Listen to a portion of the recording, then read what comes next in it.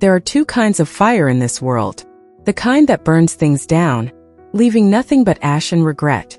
And the kind that forges, that purifies, that turns simple ingredients into something sacred. My daughter, Chloe, she doesn't just cook with fire. She speaks its language. At 18, her hands, usually dusted with flour or stained with berry juice, move with a certainty that I, at 42, still search for. She doesn't see food as sustenance. She sees it as a story of the earth, of patience, of transformation. And for her grandmother's 70th birthday, she wanted to write a novel. It started on a Tuesday evening, the air in our Portland home thick with the scent of simmering saffron and toasted cardamom. Chloe was perfecting a Persian love cake, her brow furrowed in concentration. It wasn't just a meal she was planning. She called it her culinary thesis, a final grand project before she graduated high school and hopefully headed off to culinary school. For most kids, a thesis is a paper.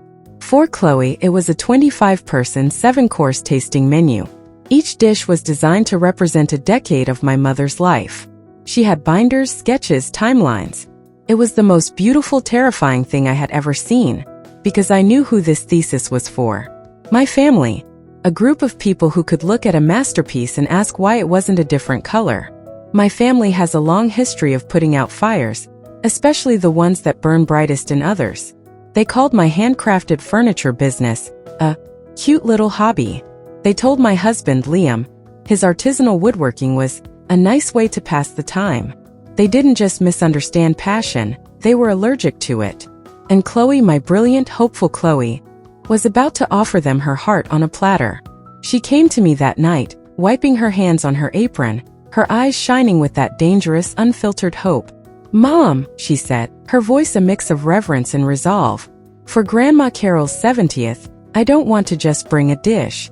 I want to cook the entire thing. For everyone. Here." The air left my lungs. 25 people. My parents, David and Carol. My sister, Karen, and her perfectly manicured family. Aunts, uncles, cousins. A guest list of professional critics who didn't know they were critics. "Chloe, honey, that's a massive undertaking." I managed, the words feeling like sand in my mouth. I wanted to say, "They don't deserve it." I wanted to say, "They will find a way to break your heart." But how do you tell your child that the people who are supposed to love her most are the ones you have to protect her from? "I know," she said, her chin set with determination. "But I want to. I want to show them. I want to show them what I can do." It was a plea for recognition from the very people who had spent her entire life giving her backhanded compliments. She wasn't just cooking. She was building a bridge. But the other side of that bridge was a land I'd spent 20 years trying to escape, and she was asking me to walk back across it with her. Later that night, Liam found me staring out the kitchen window into the dark. He wrapped his arms around me from behind, his presence a familiar, solid anchor. He didn't need to ask. He knew. "She told you, didn't she?" I just nodded, leaning back into his chest. "She wants to cook for all of them. The whole party." He was quiet for a long moment, the way he is when he's studying a difficult piece of wood, looking for the grain, for the potential for fracture. "The person she wants to impress the most," he said softly, "is the one I trust the least." He meant my mother, Carol. He'd seen it all. The subtle digs, the dismissive waves of a hand, the way she could praise and diminish you in the same breath. "She has to try," I whispered. "It's her dream to see them all happy together eating her food." "I know," he said, his voice rumbling with a protective energy. "I support her 100%. You know that." He paused, then kissed the top of my head. "Just make sure you're ready to hold the fire extinguisher." He wasn't just being cynical. He was speaking from experience, from my experience. His words were a warning, a prophecy wrapped in love. He knew this wasn't about food.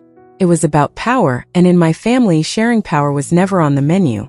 But looking at my daughter's hopeful face, at the meticulous diagram she had laid out on the table, I knew I couldn't be the one to say no. I couldn't be another person in her life telling her that her passion was too much, too big. So I took a deep breath and made a choice.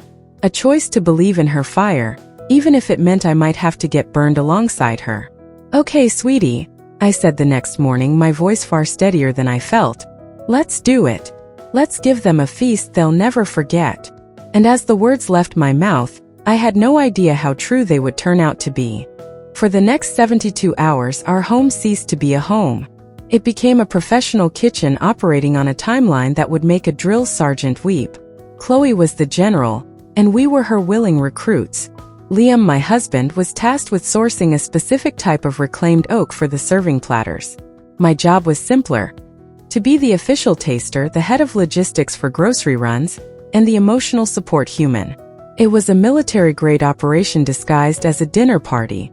Labels appeared on everything in the fridge, each container marked with its contents and a use-by date that was usually within the next few hours. The soft hum of the stand mixer became the house's heartbeat. She wasn't just following recipes, she was conducting an orchestra. The sharp staccato of her knife on the cutting board, the low cello of a simmering sauce, the high flute of a timer going off. It was chaos, but it was beautiful, controlled chaos. She even had a specific section in her binder labeled risk mitigation, which was just a list of my family's culinary prejudices. Uncle Mark's shellfish allergy, my father's irrational hatred of cilantro, my sister Karen's insistence that anything with gluten was practically poison. Chloe navigated these landmines with the grace of a diplomat. She pulled out a small, well-worn notebook and showed me a list of her own money she'd saved from a part-time job at a local bookstore. Nearly $400. For the prime ingredients, she'd said, tapping the page. Grandma deserves the best. That money, earned by shelving books and dealing with cranky customers, was now being transformed into truffle-infused honey, hand-dived scallops, and a cut of beef that cost more than my first car. She wasn't just avoiding their dislikes. She was actively trying to win them over, to heal old wounds with food. It was a breathtakingly optimistic strategy, but there was one name that she mentioned more than any other, a name that represented the world she so desperately wanted to be a part of: Marcus Vance. He was a food blogger and critic here in Portland, known for his unpretentious lyrical writing. He wrote about food the way poets write about love. Chloe had every one of his articles bookmarked. She'd read them aloud to me, her voice full of awe. "Listen to this, Mom." He said the sauce had a quiet melancholy that reminded him of autumn rain. He gets it. He really gets it. He wasn't just a blogger to her. He was proof that a world existed where her passion was a profession, not a personality flaw. A world where describing a sauce's emotional state wasn't cause for ridicule but a reason for praise. His approval in her mind was the ultimate validation. On the final day, the day of the party, she was up at 4 a.m. I heard the gentle clatter of pans from my bedroom. When I came downstairs, she was already piping delicate rosettes onto the 3-tiered lavender and lemon cake, classical music playing softly from her phone. She looked exhausted, her eyes ringed with shadows, but she was electric, radiating a kind of fierce joy. Every surface in the kitchen was gleaming. The table was set for 25, complete with handwritten name cards and menus printed on thick cardstock. It didn't look like our dining room anymore. It looked like a restaurant, a place where memories were about to be made. But through it all, beneath the hum of activity and the delicious smells, there was a quiet, persistent question. It would surface in the small hours of the morning, when the adrenaline faded and the vulnerability crept in. "Mom," she'd whisper to me late at night, her voice small, a tiny crack in her armor of confidence. "Do you think they'll like it?" And every time I'd look at the sheer force of her effort, at the love baked into every crust and stirred into every sauce, and I'd say, "Of course they will, sweetie. How could they not?" It was a lie. Not a malicious one, but a hopeful one. A lie you tell because the truth is simply too cruel to speak out loud. I was shielding her, but I was also shielding myself from the inevitable impact I knew was coming. A storm was brewing, and we were standing right in the middle of it, pretending the sun was shining. The clock on the oven read 5:45 p.m. Guests were supposed to start arriving at 6:30. The final touches were being made. Chloe was carefully placing candied violets on the cake, her tongue sticking out slightly in concentration. The house smelled like heaven, a mix of time-roasted duck, buttery brioche, and that sweet elusive scent of lavender from the cake. Everything was perfect, too perfect, the kind of perfection that exists only in the moment before the universe decides to pull the rug out from under you. Then my phone buzzed. A single sharp vibration that cut through the symphony of the kitchen. I glanced down, expecting a text from a friend running late. It was a group chat notification. The holidays and casseroles thread. The one my sister Karen managed with an iron fist.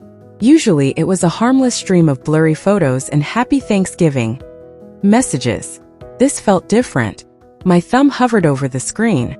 I opened it, and the world tilted on its axis. The text was from my father, David. It read, "Change of plans. We've all decided to celebrate at the Gilded Spoon. It's adults only." That was it. The message itself was a masterclass in casual cruelty. No apology. No explanation. Not even a question mark.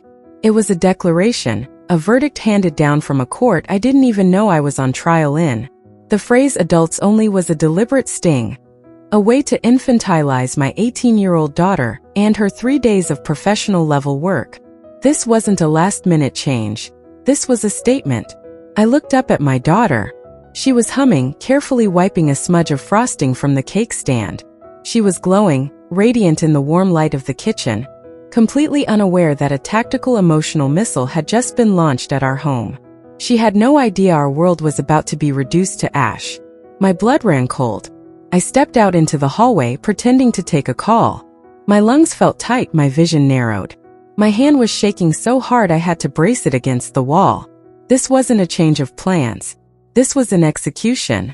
I scrolled up, my mind refusing to process. We've decided. Not I've decided. They had all talked about it. They had reached a consensus. The thought of them sitting somewhere, maybe even at my sister's house, weighing the options and collectively deciding to shatter my daughter's heart, it was suffocating. I called my dad. It had to be a mistake. A joke in very poor taste. He answered on the second ring, his voice disgustingly cheerful. "Hey there. You get the message." My own voice was a stranger's, thin and brittle. "You're not coming?" "Nope. Change of plans. Just easier this way, you know? Less fuss. Less fuss." The words echoed in my head. 3 days of my daughter's life. Her passion, her savings, her hope. All reduced to fuss. Easier how? I pressed, my voice gaining a dangerous edge. "Chloe has been cooking for 3 days. She made food for 25 people. The entire feast you asked for." There was a pause. A tiny, almost imperceptible hesitation before he delivered the final blow. "Oh, well, tell her not to take it personally. She can freeze the leftovers, can't she?" "Freeze? The leftovers? Where are you right now?" I asked, my voice dangerously quiet. "The Gilded Spoon. Just sat down. The menu looks fantastic. Everyone's here, we're just waiting on appetizers." So while my daughter was putting the final garnish on a dish made for them, they were already somewhere else, ordering from a different menu. The betrayal was so complete, so breathtakingly audacious.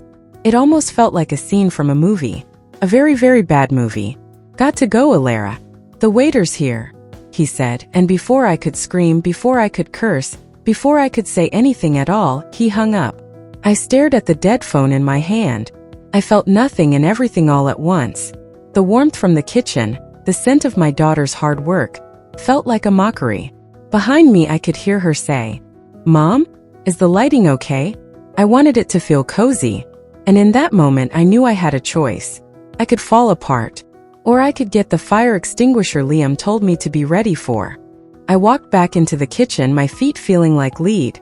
The heavenly aroma that had filled the house moments ago now felt suffocating, like the smell of flowers at a funeral. How do you tell a story that will shatter someone's world? How do you use your own words as a hammer to break your own child's heart? I didn't have to say a word. My face, it turned out, was a terrible liar. Chloe looked up from the cake, her brow crinkling with concern. "Mom? What's wrong? You look like you've seen a ghost." She just looked at me, her eyes wide with a question she was too afraid to ask. And then she saw my phone in my hand. And she knew. Not what had happened, not the details, but she knew the fundamental truth. The other shoe had dropped.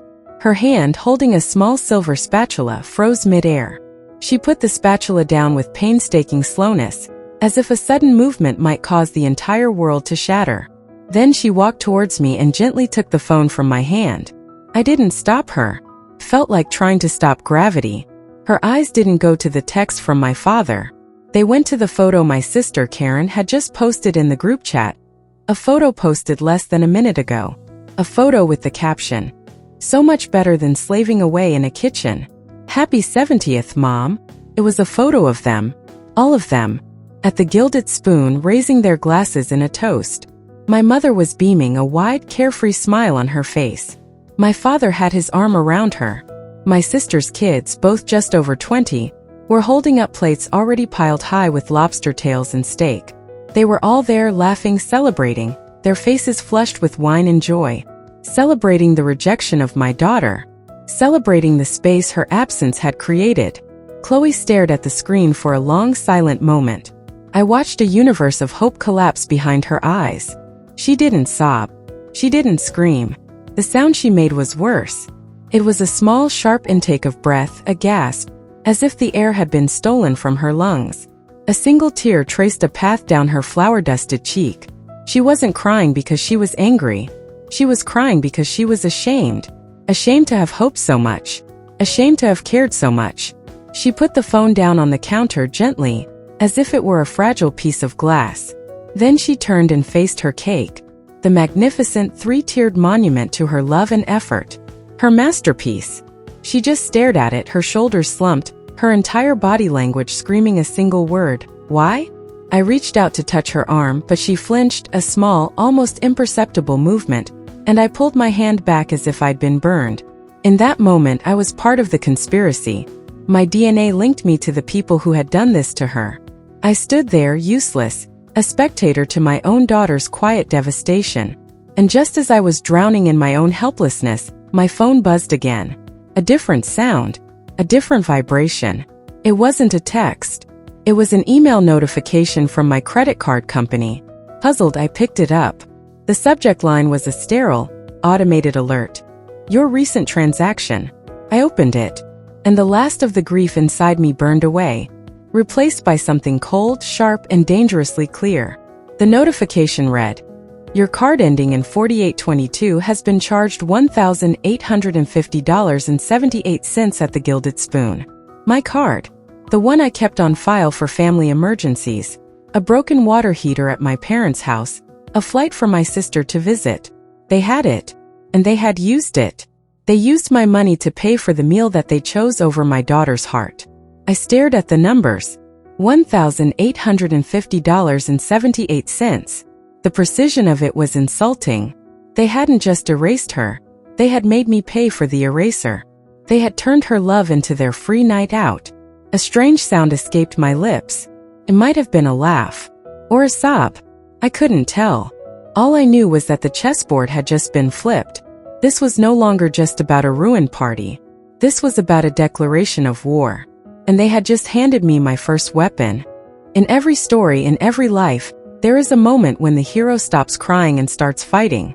For me, that moment arrived in a quiet kitchen that smelled of betrayal, staring at a credit card charge that felt like a slap in the face. My grief, hot and sharp just moments before, had cooled into something far more dangerous. Resolve. Chloe's first instinct was destruction. She was still staring at her cake, her beautiful, pointless cake with hollow eyes. "Let's throw it all out," she whispered, her voice cracking. "I don't want to see it. Just put it all in trash bags and throw it out." It was the voice of despair, the desire to erase the evidence of her own hope. She wanted to destroy the thing she loved so it could no longer hurt her. And I looked at her, my daughter, looking so small in our beautiful, useless kitchen, and I said, "No, we're not throwing anything out. They don't get to decide the fate of this food. We do." My first instinct was different. It was preservation. It was defiance. They had rejected her gift, but I would not allow them to poison it. They would not turn her art into garbage. My mind, which had been a fog of shock and pain, suddenly became crystal clear. I knew exactly what I had to do. I didn't call my sister to scream at her. I didn't call my dad to curse him out. My rage was a cold, clean energy now, too precious to waste on people who weren't listening. My first call was to my husband. "I need you home," I told Liam, my voice steady and low. "And I need you to bring the 2 large folding tables from the garage." He didn't ask why. He didn't ask what happened. He heard the steel in my voice. He just said, "On my way. 15 minutes. That was Liam. My rock. My anchor. My co-conspirator. The second I hung up, I started scrolling through my contacts. This house was set for a party of 25, and by God, it was going to have one. My fingers flew across the screen. I called our closest friends, the two couples we considered our real family. I told them the short, brutal version of the story. They were horrified, then furious, then immediately said, "We're coming. What can we bring?" But 4 people weren't enough. I needed an army, so I started calling people we barely knew. My next-door neighbor, a retired woman who mostly kept to herself, my dentist's receptionist, who had once complimented my handmade bag, the old man who runs the corner store, who always gave Chloe a free piece of candy. I called members from a local Portland community Facebook group I was in, people I only knew by their profile pictures. It wasn't an invitation. It was a summons, a call to arms for anyone who understood that food is more than just food. It's love. It's effort. It's respect. I have a strange request. I'd start, my voice calm and even. My 18-year-old daughter spent the last 3 days cooking a 7-course meal for her grandmother's birthday. The entire family just canceled. She made enough food to feed a small village. If you're hungry, and you want to eat some of the best food you've ever had, my door is open. Some were confused. Some politely declined. But most were intrigued, their curiosity piqued by the sheer drama of it all. Something in my voice must have conveyed the urgency, the injustice. Then, as I was about to put the phone down, my thumb hovered over the Instagram app. My mind flashed to the name Chloe had spoken with such reverence. Marcus Vance. The food blogger. It was a ridiculous idea. A shot in the dark. A man like that, a respected critic, wouldn't just show up to a stranger's house on a random Tuesday night because of a sob story. But then I looked at the charge on my credit card again. $1,850.78. The price of their disrespect. And I thought, what do I have to lose? They had already taken everything else. I opened his profile, hit the message button, and my fingers typed before my brain could stop them. I wrote the raw, unvarnished truth in 3 short sentences. My daughter, an aspiring chef, just had her 70th birthday feast for her grandma abandoned by our entire family. She's heartbroken and about to throw away 3 days of work that I think is brilliant. If you want a real story about what passion looks like in Portland, my door is open for the next hour. I attached a single photo I'd taken earlier, of Chloe smiling, proudly holding up her tray of time-roasted duck. Then I hit send before I could second-guess myself. I put the phone down. The house was quiet again, save for the soft sound of Chloe crying in her room. But it was a different kind of quiet now. It was the quiet of a held breath. The quiet before the curtain rises. I had sent out the signal fires. I had no idea if anyone was coming.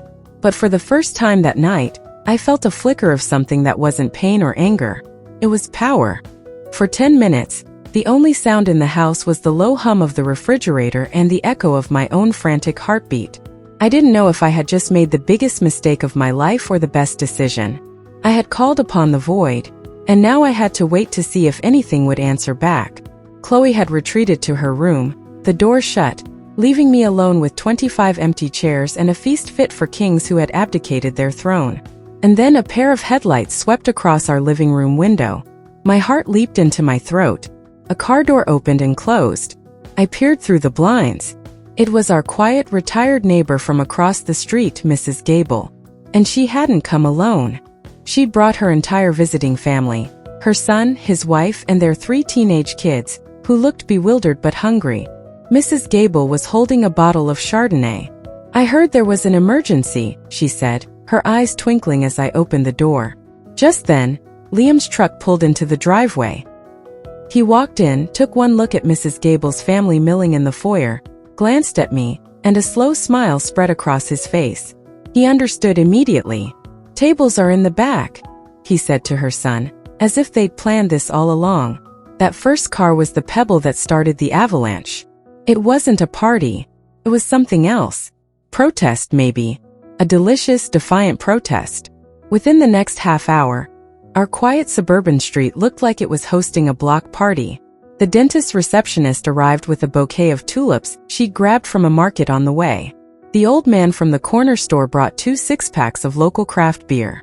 People from the Facebook group Strangers to Me showed up with folding chairs and apologetic smiles saying, "We hope this is okay, but your story, we just had to come." And as more cars pulled up, a strange and wonderful chaos descended upon our house. People I'd never met were carrying in bottles of wine and bags of ice, shaking my hand, and asking where they could help. My kitchen, a scene of heartbreak an hour ago, was now bustling with the cheerful energy of strangers. Chloe emerged from her room, drawn by the rising tide of voices. She looked terrified. "Mom, what did you do?" she whispered, her eyes wide with a mix of horror and awe. She looked at the crowd of unfamiliar faces filling her home, her sanctuary. I could see the panic in her eyes. This was her worst nightmare. Being the center of attention, an object of pity. I pulled her aside into the small pantry. "This isn't pity, honey," I said, my hands on her shoulders, forcing her to look at me. "This is respect. They're not here because they feel sorry for you. They're here because they're hungry for something real. You made something real. Now go let them taste it." That seemed to reach her. The fear in her eyes didn't vanish, but it was replaced by a flicker of something else. Purpose. She took a deep breath, straightened her apron, and walked back into the kitchen. She didn't just reheat things. I saw her replating, adjusting a garnish, wiping a rim. The chef inside her had woken up. That's when he walked in. He was younger than I expected, dressed in a simple jacket and jeans with kind, observant eyes. He looked more like a grad student than a renowned food critic. He found me by the counter. "Elara?" he asked quietly. "I'm Marcus Vance. You messaged me. I hope this isn't an intrusion." My heart hammered against my ribs. He actually came. "No," I managed to say. "Not at all. Thank you for coming." He didn't introduce himself as a critic to anyone else. He just looked at the food with an expression of genuine curiosity. I handed him a plate. He served himself a small portion of everything, just as a professional would. Chloe, seeing him from across the room, froze for a second before ducking back behind the oven door, mortified. And then the room began to quiet down as people started to eat. The initial chatter gave way to murmurs. "Oh my God, this duck. Is that lavender in the glaze? It's incredible. My kid hates vegetables, and he's on his second helping of the roasted carrots." I watched as plates were cleaned, as eyes closed in pleasure, as strangers started talking to each other, bonded by the meal. Marcus Vance caught my eye from a corner where he was taking discreet notes on his phone. He took a bite of the duck. He closed his eyes. He didn't say anything for a full 10 seconds. Then he opened them, looked directly at me, and whispered so only I could hear. "You weren't exaggerating. Who taught her this?" "Herself," I whispered back, my voice thick with emotion. The evening culminated when Mrs. Gable's son, a man I'd met only an hour before, stood up and clinked his glass for attention. "I don't know most of you," he began, his voice booming through the room. "And I don't know the whole story. But what I do know is that I haven't had a meal this good, this made with love, in a very, very long time. So I want to propose a toast. To the chef." He raised his glass. "To Chloe. To Chloe," the room echoed. And then the applause started. Not just polite clapping. It was a roar. A standing ovation from a room full of strangers who had, for one night, become a family. Chloe stood in the kitchen doorway, her face streaked with tears, but this time she was smiling. A real wide, brilliant smile. The fire hadn't been put out. It had just found a whole new forest to burn in. The party ended, but the story was just beginning. We cleaned up in a daze of contentment, the happy mess of plates and wine glasses a testament to the night's strange magic. Chloe, after personally thanking the last guest to leave, had fallen asleep on the couch, still wearing her apron, a real smile gracing her lips even in sleep. For the first time in what felt like an eternity, there was peace in our house. At 2 a.m., long after the last guest had gone home and I had finally crawled into bed, my phone lit up the dark room. I squinted at the screen, my heart doing a nervous flip. It was a link sent from Marcus Vance. My breath caught in my throat. I sat up, careful not to wake Liam, and clicked on it. The title of his article hit me like a physical blow. The feast that was forsaken. How a Portland teen chef's heartbreak led to the most unforgettable meal of the year. He had worked all night. He hadn't just written a review. He had told the whole story. He wrote about the 3 days of devotion, the meticulously planned menu, the lavender and lemon cake that was a monument to a granddaughter's love. Then he described the betrayal. He quoted my father's words to me on the phone, the casual cruelty of "she can freeze the leftovers, can't she?" He detailed the adults-only text. And then the final brutal twist. The $1,850 credit card charge at a downtown restaurant. He never named my parents or my sister. He didn't have to. He simply referred to them as the family that chose a restaurant over their own. But he named Chloe. He named her and he called her an artist. He praised her food with the lyrical precision I'd heard Chloe admire, calling her roast duck a masterclass in technique and flavor, and the dessert a triumph of quiet confidence. He wasn't just defending a young chef. He was anointing one. My hands were shaking as I finished reading. It was more than I ever could have imagined. It was validation. It was justice. And then I scrolled to the bottom of the article, to the comments section. It was a wildfire. Hundreds of comments pouring in by the minute. This is the most heartbreaking and heartwarming story I've read all year. Where can I eat Chloe's food? The Gilded Spoon should be ashamed to have served that family. I'm canceling my reservation. As a chef, this story makes my blood boil. The freeze the leftovers comment. Unforgivable. Chloe, if you need an internship, call me. What kind of monsters do this to their own granddaughter on her birthday?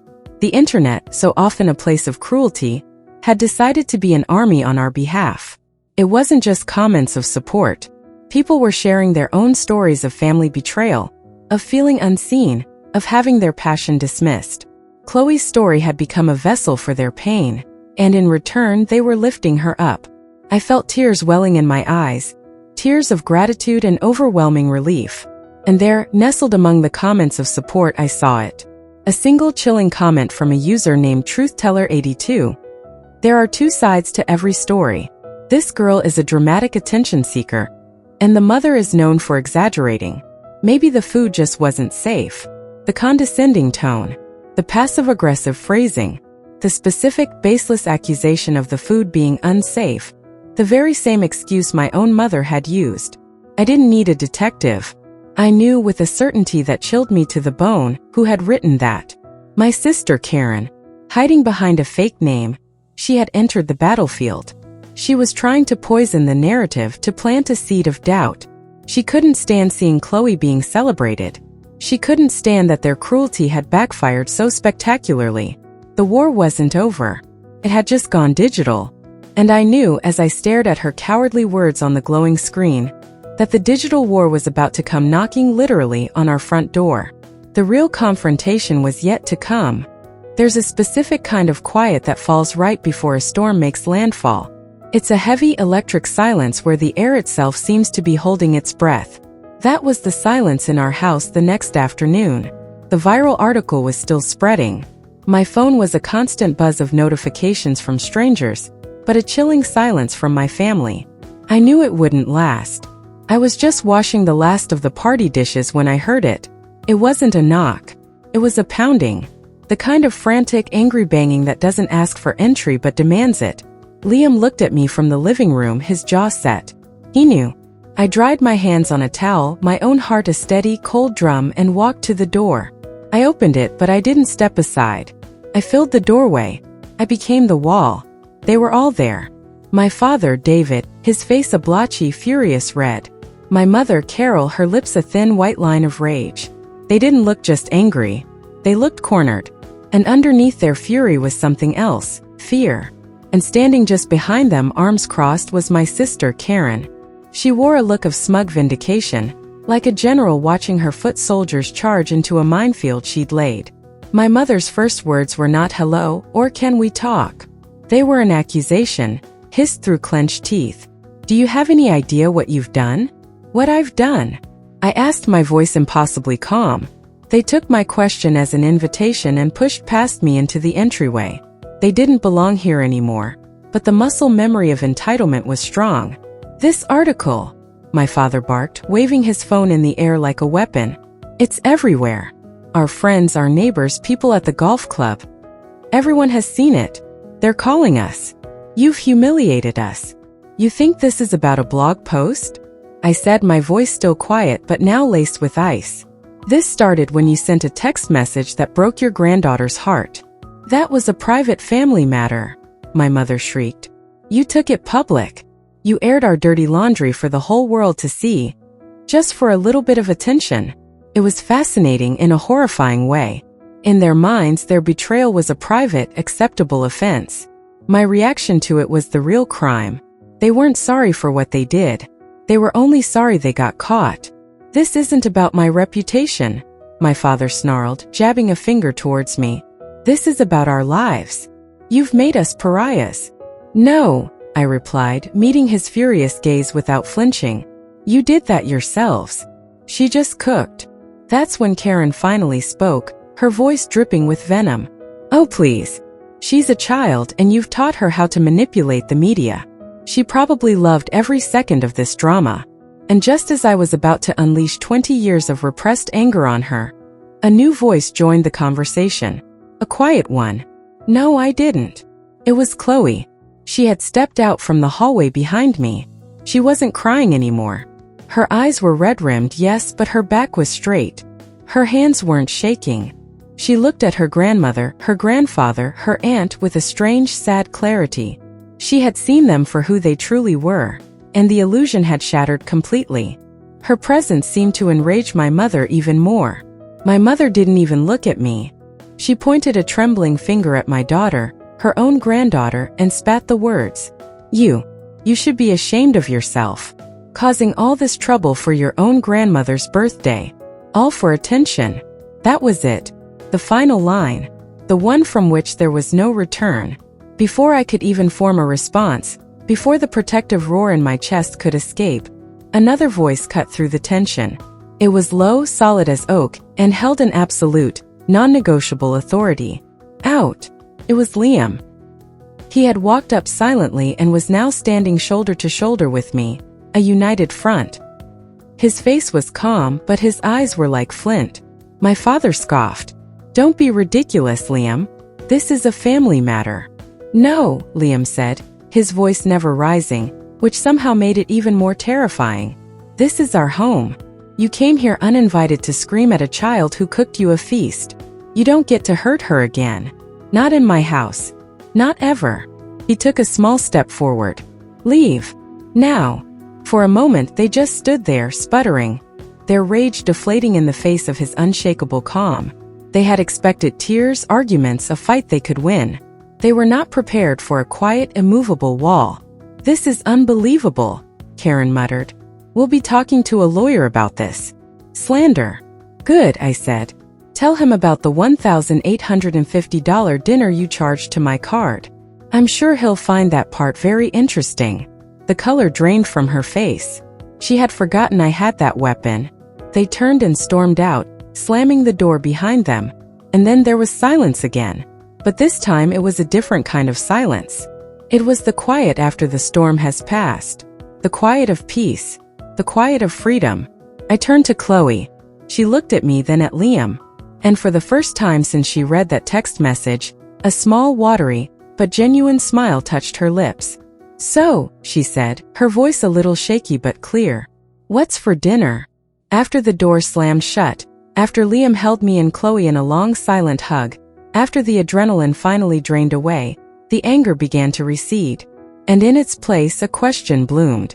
The question that I know many of you watching are probably asking right now. Why? Why would a family do that to their own? Why would they choose such casual, spectacular cruelty over love? For years I thought the problem was me. I thought that maybe I was born with some fundamental flaw, that I was somehow inherently unlovable, and that my daughter, by extension, had inherited that same unfortunate trait. I spent decades trying to earn their approval, trying to be good enough, quiet enough, successful enough, but not too successful. It was an impossible, exhausting game, and the rules were always changing. But standing there in my quiet, peaceful, free home, I finally understood. The truth is, their actions had very little to do with Chloe or her food, and it had very little to do with me. It was about a story they had told themselves for decades. A story where they were the main characters. And Chloe's talent, her light, threatened to write them out of their own script. Let's break it down. My parents, David and Carol, are from a generation that valued appearances above all else. Their identities were built on being the patriarch and matriarch, the respected elders, the center of the family's universe. But they were getting older. Their world was shrinking, and their control was slipping. Then comes Chloe, their granddaughter, shining with a talent that was raw, modern, and completely independent of them. She didn't need their approval to be brilliant. She just was. Her feast wasn't just a dinner. It was a demonstration of a new world, a new generation taking center stage. They didn't reject her food. They rejected the future she represented. A future where they were no longer the sun around which everyone else orbited. Their cruelty wasn't a sign of their strength, but of their profound fear of becoming irrelevant. Then there's my sister, Karen. For her, I believe it was simpler and perhaps sadder. It was about jealousy. She had followed the correct path they laid out, gotten the correct degrees, and yet she always seemed to be chasing a happiness that remained out of reach. She didn't resent my success. She resented that my success wasn't hers. My quiet contentment was a mirror showing her what she felt she lacked. Chloe, my daughter, was a second-generation version of that same mirror. A young girl with more passion and clarity in her little finger than Karen felt in her whole life. That anonymous comment she left wasn't just an attack on Chloe. It was a desperate attempt to dim a light that was making her feel her own darkness more acutely. And that is the core of what psychologists call a narcissistic family system. Love is not a resource to be shared, but a spotlight to be fought over. In this system, one person's success is not a victory for the family. It is a threat to everyone else's ego. A child's role is not to grow and surpass their parents, but to be a permanent, pleasing reflection of them.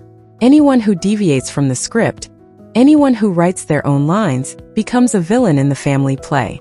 They needed Chloe to be a cute little hobbyist. They needed me to be the difficult, but ultimately compliant daughter. When Chloe proved she was a serious artist, and when I proved I would protect her, we broke the rules.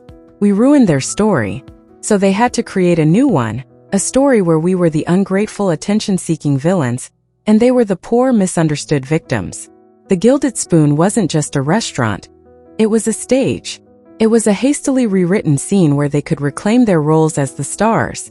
Understanding this doesn't excuse their behavior.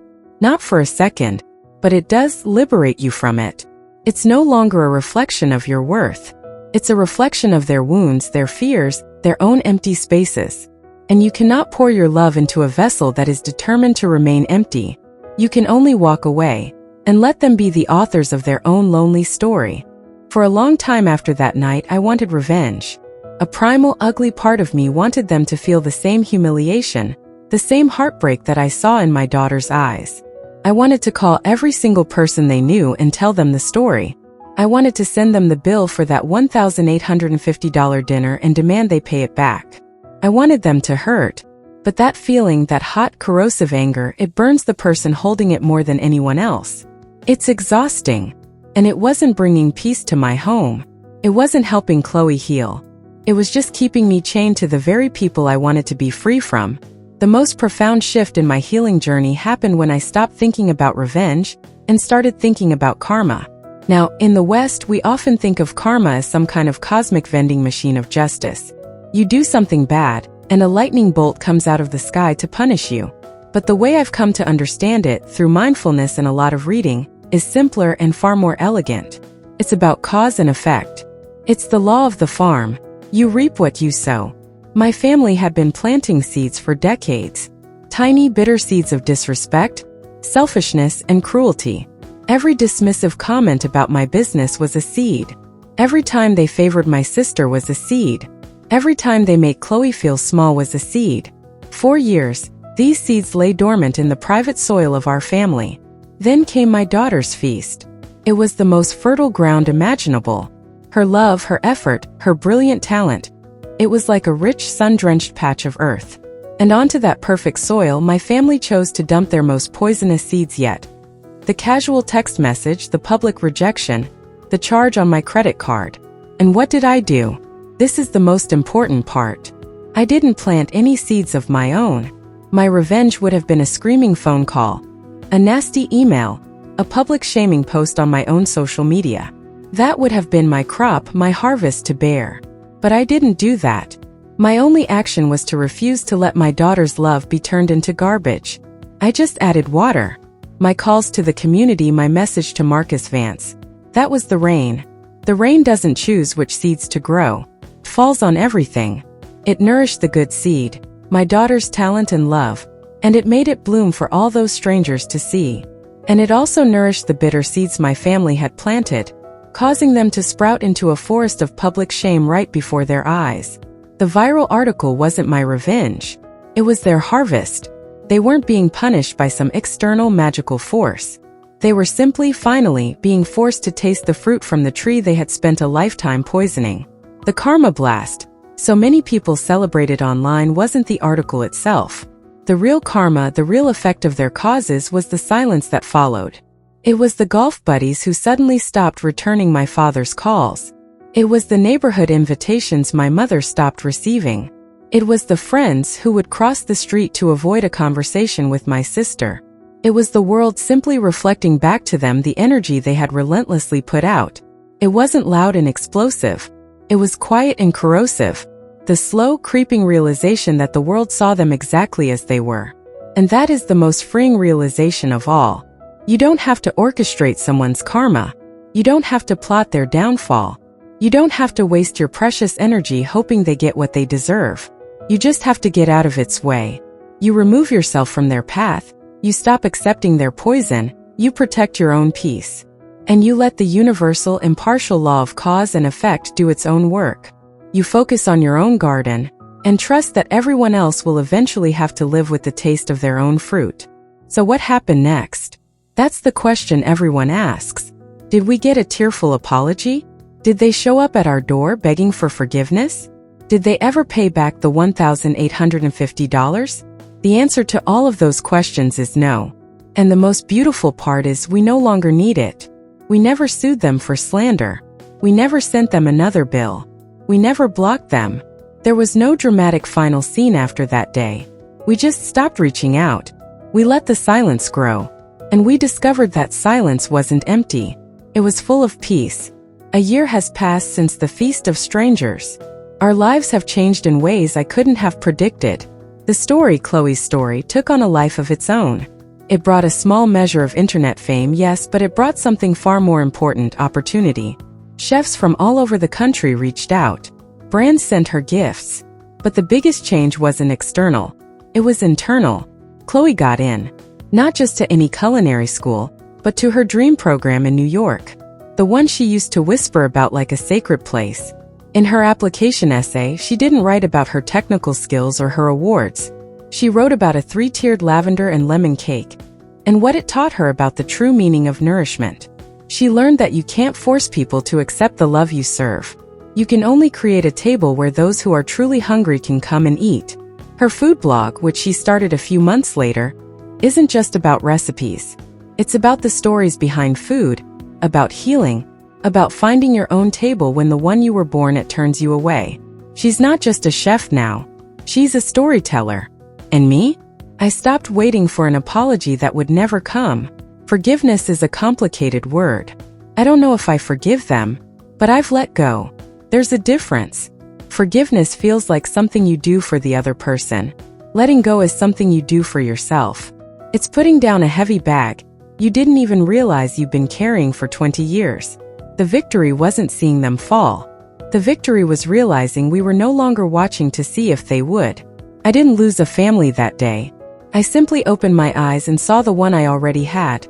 Right here in this house, built by Liam's hands and filled with the scent of Chloe's cooking. A family built not on obligation or blood, but on the solid foundation of respect, support, and unwavering love. So I want to leave you with this. Many of you have your own version of this story. Your own family, your own gilded spoon, your own feeling of being unseen. You might be waiting for an apology, for them to change, for the world to acknowledge your pain. But what if you stopped waiting? My final message to you is this. Your peace is not a negotiation. It is your birthright. You are not required to set yourself on fire to keep others warm. You are not required to accept a love that comes with conditions, cruelty, and a price tag. Let go. Not because they deserve forgiveness, but because you deserve peace. Build your own table. Invite those who see your light and want to sit in its warmth. Bake your own magnificent cake, and share it with those who know how to savor it. Your story matters too. If you've ever had to walk away to find your peace, share your journey using the hashtag #MyOwnTable in the comments below. You are not alone. To become part of a community that understands and supports each other, make sure to subscribe and hit the notification bell so you never miss a story of justice and healing.